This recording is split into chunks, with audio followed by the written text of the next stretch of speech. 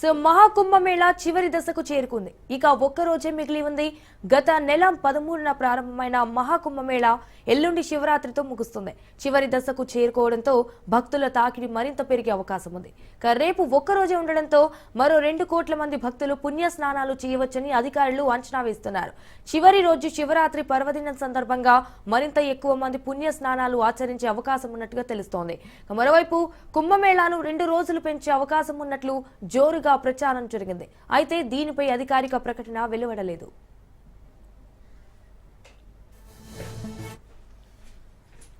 భక్తుల తాకిడి పెరిగే అవకాశం ఉన్నందున ప్రభుత్వం కొత్త ప్లాన్లు అమలు చేసేందుకు సిద్ధమైంది.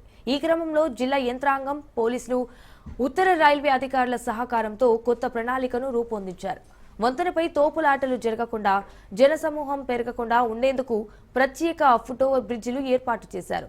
ఒకే చోట రద్దీని నివారించడానికి వివిధ మార్గాల్లో ప్రయాణించే ప్రయాణికులకు ప్రత్యేక హోల్డింగ్లు పెట్టారు.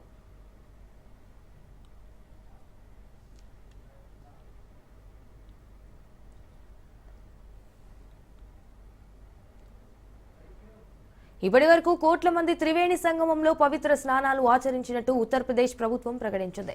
World population review, few research సంస్థలు వెల్లడించిన వివరాల ప్రకారం భారతదేశ జనాభా సుమారు 143 కోట్లకు కాగా అందులో 110 కోట్ల మంది సనాతన ధర్మాన్ని ఆచరిస్తున్నారని తెలిపింది.